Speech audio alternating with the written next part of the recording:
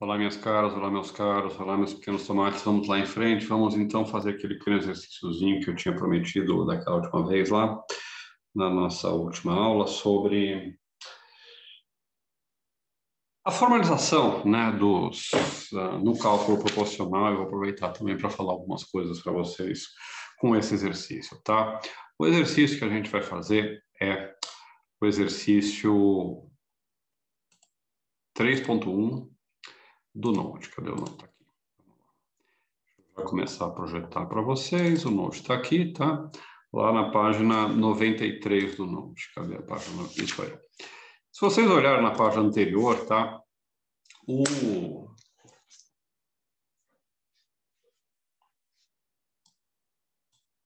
O processo, né, pelo qual a gente passa de uma linguagem para outra é uma tradução, né? E a gente, quando está em linguagens naturais, né, não faz distinção entre aquilo que é a passagem de uma língua para outra em relação à língua com a qual a gente trabalha, né? Se a gente traduz do português para o mandarim, ou do uigur para o basco, ou do italiano para o romeno, né? Tanto faz, a gente chama isso de tradução, tá? Porque as traduções, as línguas que estão aí em jogo são da mesma natureza, são línguas naturais, formadas historicamente pela cultura dos seus povos, né? Blá, blá, blá. Agora, quando a gente trabalha no cálculo proposicional, quando a gente trabalha em lógica, né? A gente tem dois registros diferentes. Tem o registro da linguagem natural, né? Como eu dizia para vocês, e o registro da linguagem artificial, tá certo? Quando a gente faz o processo que vai da linguagem natural para a linguagem artificial, esse processo, essa tradução, se chama uma formalização, tá? E quando a gente faz o processo contrário, a gente passa da linguagem artificial formal para a linguagem natural, esse processo se chama, essa tradução se chama uma interpretação, tá? E uma interpretação depende sempre, então, de uma certa, digamos assim, chave de interpretação. Tem que atribuir um significado e, a partir da atribuição de significados, aí, então, eu faço uma interpretação, né? Que é a passagem, então, da expressão em linguagem formalizada para linguagem natural. A gente vai começar agora a trabalhar um pouquinho a ideia de formalização, a ideia de passar do português, no nosso caso, para o cálculo proposicional, para vocês irem se familiarizando, né, com o cálculo, para vocês irem vendo um pouquinho como funciona, e eu já também anunciar algumas práticas que a gente vai usar. Então, agora sim, a gente pode voltar lá para o Note, né? Vamos lá, página 93, aí tem esse exercício aqui. E veja, ele pede para formalizar isso, né? E ele já vai dar uma interpretação, tá certo? Então, o que ele pede, ele já diz como a gente tem que formalizar, como a gente tem que os símbolos que a gente vai ter que usar, né? A gente, quando faz a nossa própria, constrói um argumento no cálculo, a gente é livre para escolher, né? A gente costuma escolher as chamadas letras sugestivas, né? Se eu vou falar do Palmeiras, vou escolher P. Se eu vou falar de números maiores que pi ou menores que pi, eu vou escolher, por exemplo, N. Se eu for falar de o parquinho pegou fogo, eu posso escolher F, e assim por diante, tá? Então, ele vai dizer para a gente, olha, aqui a letra sentencial na verdade, o exercício não está plenamente bem formulado, né? Não sei se é para a tradução do exercício mesmo, mas assim. Ele deveria dizer o seguinte, tá? Traduza está chovendo pela letra sentencial C, ou formalize está chovendo pela letra sentencial C, e formalize está nevando pela letra sentencial N. E expresse a forma de cada sentença na notação do cálculo proposicional. Tá? Então, o que a gente tem aqui é o exercício de formalização, e ele está dizendo, olha, vamos formalizar está chovendo como C, e vamos formalizar está nevando como N. Então, sempre que eu encontrar está chovendo ou está nevando, eu sei que é uma dessas duas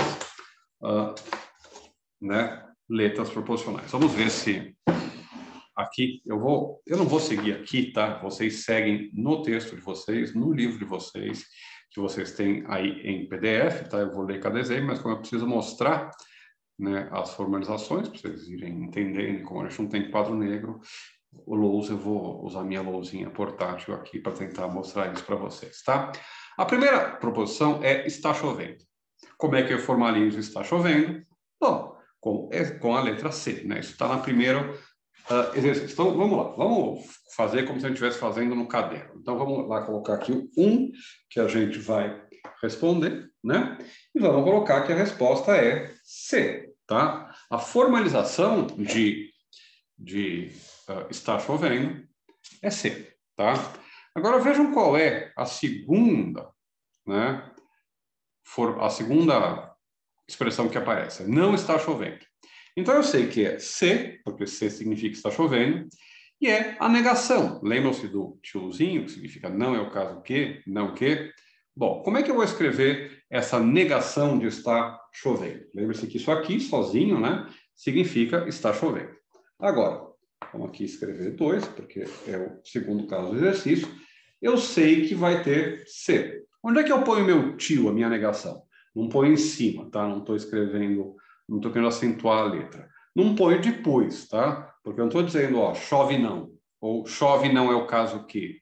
Ou chove não é verdade. Não faz sentido. Não é uma formação, não é uma coisa que eu diga. E também não é uma coisa que eu diga no cálculo, tá certo? Onde é que a gente coloca a negação? A negação sempre vem antes. Então, eu escrevo simplesmente, vejam só, não sei. Não sei é a tradução de não está chovendo, tá? Agora vamos para a terceira. A terceira diz está chovendo ou nevando. Então, ou está chovendo ou está nevando. Vamos pensar um pouco. A gente sabe, né, que nessa terceira a gente tem pelo menos os dois símbolos que a gente já sabe o que significa. Ela diz está chovendo ou está nevando. Então, eu sei que eu vou ter um C, né? Eu sei que eu vou ter um E. E como é que eu vou expressar o ou?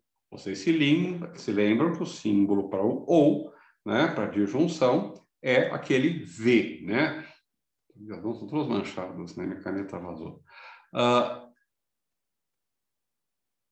O V, né? A disjunção. Onde é que eu coloco a disjunção? Onde é que eu coloco a disjunção em português?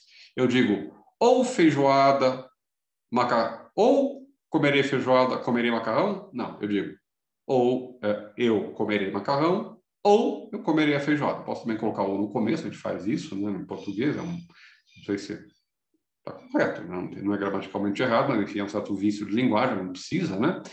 Mas a gente coloca no meio, né? Eu digo ou o Palmeiras vai ganhar ou o Palmeiras não vai ganhar.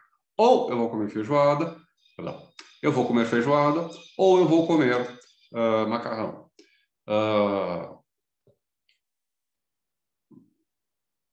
Eu serei vacinado na semana que vem ou eu serei vacinado apenas no mês que vem, tá? A gente coloca no meio. E a gente também vai colocar no meio, aqui, o cálculo proporcional. Isso aqui significa está chovendo ou está nevando. Chove ou neva, ok? Que é o nosso terceiro caso, tá? Quarto caso, está chovendo e nevando. Veja. Tá? Eu estou indo devagar, tá? Eu estou indo um pouco rápido, perdão. Estou indo um pouco rápido, mas não é tão complicado assim, primeiro. Segundo, tem lá no livro os meus exercícios resolvidos, então vocês sigam lá, mas é para vocês irem, e vocês podem pausar e voltar também, tá? Não precisam também ter pressa, né? Mas eu sei, né, que vai ter as mesmas chove e neva, eu sei que vai ter agora não mais uma disjunção, mas sim uma conjunção, um E. Podia ser o pontinho, a gente está usando, né, como símbolozinho do E, o nosso V, né, essa cabaninha, nosso Vzinho ao contrário aí. Então, a quarta fica sendo está chovendo ou nevando, tá? Ó, muito bem. Agora vamos lá para E, né, a quinta. A quinta diz que está chovendo, mas não está nevando. E aqui vocês podem ter algumas dificuldades, eu imagino, porque vocês vão dizer assim, tá, professor, eu sei aqui que nessa quinta, aqui nessa E, né, vai ter um chovendo, né, vai ter um nevando, né, mas eu quero saber como é que eu junto elas. Porque eu sei que está dizendo, olha, está chovendo. Então eu começo com o meu C, ok. Mas não está nevando, tá? Eu sei então também que eu vou negar que está nevando, tá? O que eu estou modificando? Eu modifico sempre uma. Lembre-se que o nosso operador negação é o único operador unário, operador não binário que a gente tem. Ele modifica só uma proposição que é sempre, então, aquela que vem depois dele. Então, eu vou colocar ele logo antes do meu N. E eu tenho que escrever aqui um símbolo para representar isso aí que está sendo dito. E tem um mas aí. Aí você vai me dizer, ué, professor, mas não tem. Tem e, tem o, tem se então, e mas não tem. Tá, mas qual é o significado de mas, logicamente, tá? É claro que na linguagem comum, o mas tem um significado, um certo significado, um certo tom, né? Ele quer dizer alguma coisa. Se eu digo, ele é um bom músico, mas não sabe se comportar em público, tá? Eu estou como é que chama? Reprovando, perdão, o comportamento do nosso amigo músico, tá? Então, é claro que tem uma carga pejorativa, né? Mas, logicamente, quando eu digo um mas, a única coisa que eu estou dizendo é isto e isto também. Ele é um bom músico, mas não sabe se comportar. Logicamente, é verdadeiro exatamente nos mesmos casos em que eu digo ele é bom músico e ele não sabe se comportar, tá? Esse mas, esse caráter, digamos assim, negativo que acompanha o mas, por exemplo, contudo, não tem na lógica, tá? O que essas coisas estão dizendo são simplesmente que essas duas coisas estão juntas, tá? Então, mas é simplesmente uma conjunção. Vocês já sabem o símbolo da conjunção, que é o nosso Vzinho ao contrário, nossa cabaninha. Então, como é que eu leio isso aqui? Chove ou não neva. Está chovendo, perdão. Como é que é lá?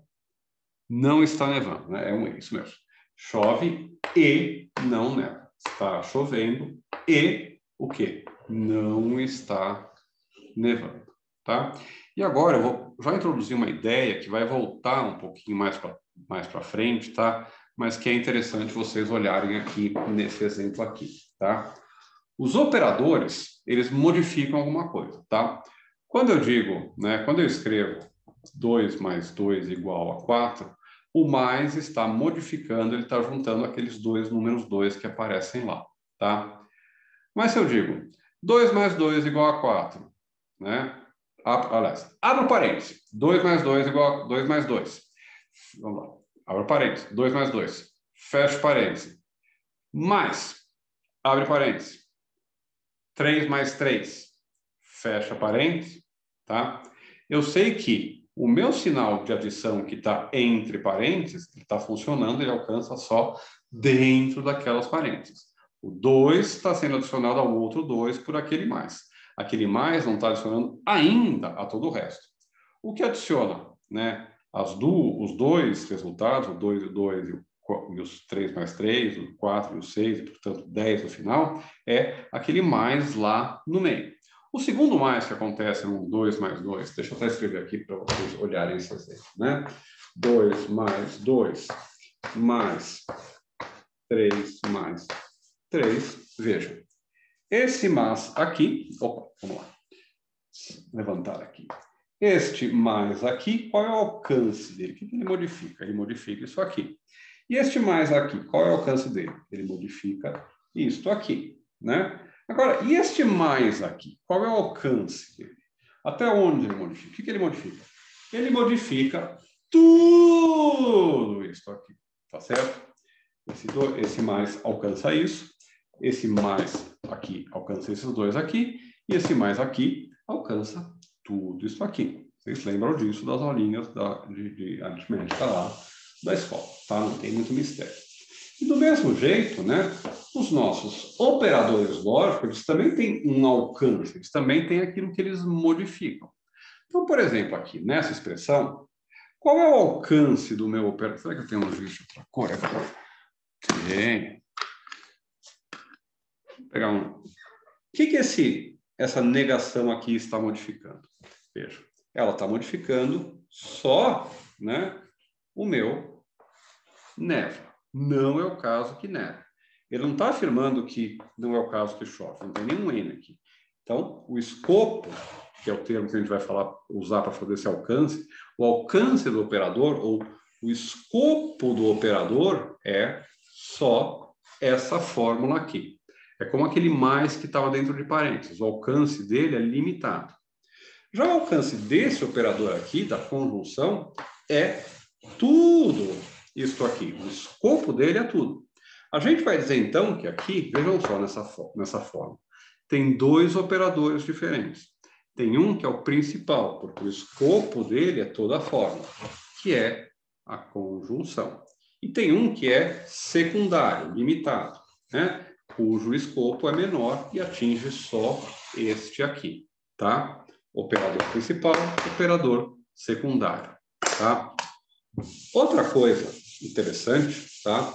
É que as fórmulas que a gente está trabalhando nesse exercício, lembra-se daquela distinção entre atômico e simples, ou simples e complexo, que a gente viu em um certo momento, tá? Em filosofia, simples é aquilo que não tem partes, complexo é aquilo que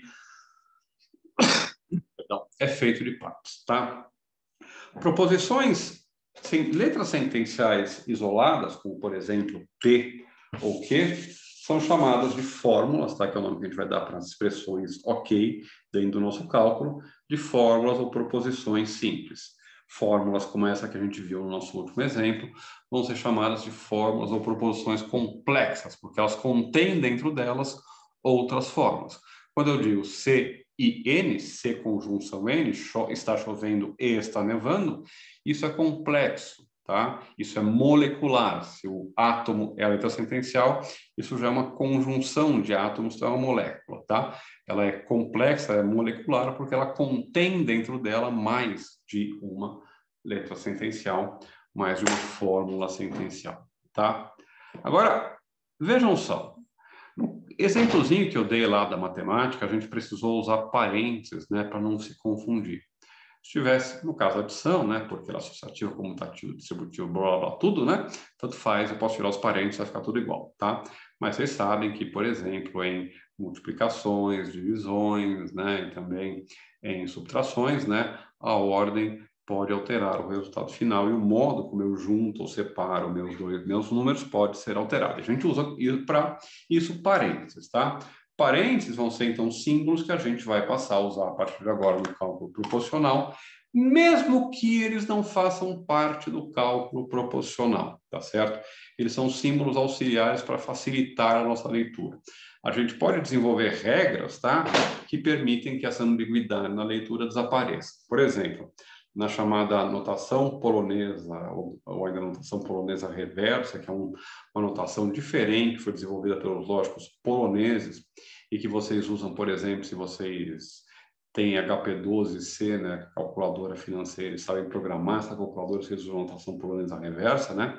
Na notação polonesa reversa, eu tenho a ordem dos termos, né, me explica a ordem que eu devo efetuar as operações, né, e eu não preciso, então, de parênteses para ajudar a deixar isso claro. Mas veja o caso que aparece aí, o caso F, né, que é o 6 lá, não é o caso que está chovendo e nevando, tá? Então, vamos traduzir essa frase, vamos fazer sempre o método de extirpador, né, que é colocar por partes, tá?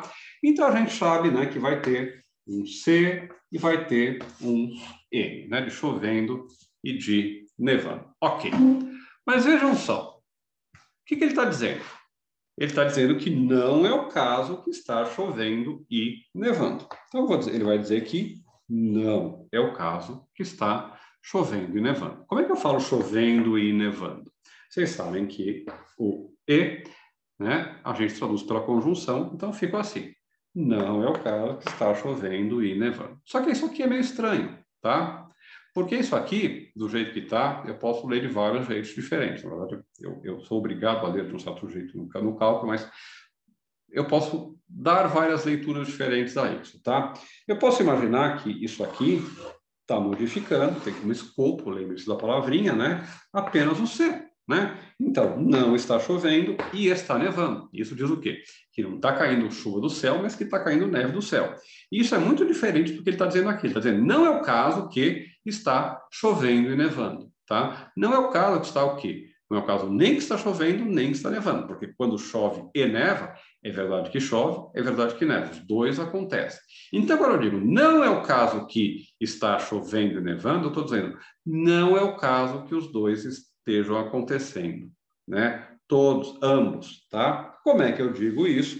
Bom, eu vou colocar parênteses para dizer, olha, o que eu estou negando é tudo isso aqui, que está chovendo e nevando, tudo junto, e a negação, então, se aplica a toda essa forma. E vejam aqui, qual é o escopo, qual é o alcance desse operador aqui? O alcance desse operador aqui é o que está dentro dos parênteses, o C e o E. Qual é o alcance deste operador aqui? O alcance deste operador aqui é toda a forma, tá? Então, a negação é o operador principal desta fórmula aqui. E a conjunção é o operador secundário dessa fórmula aqui, o mais limitado, tá? Sem os parênteses, naquele caso de alguns instantes atrás, né? Qual era o operador principal? Era a conjunção. Ele estava conjugando, né? Conjugando a negação de C e a afirmação de N, tá certo? E vejam, nesse caso aqui, com os parênteses, o que a gente tem, o tipo de fórmula que a gente tem é uma negação. E, nesse caso, sem os parênteses, eu tirar os parênteses, se eu fizer isso aqui, tudo isso aqui. Se eu tiver só isso aqui, né, sem parênteses, tá? O que eu tenho é uma conjunção, né? O operador principal é este aqui, tá? Vamos fazer mais alguns, tá? Mais um, depois vocês vejam os outros lá no livro, tá? Vamos fazer mais um porque tem o condicional, né?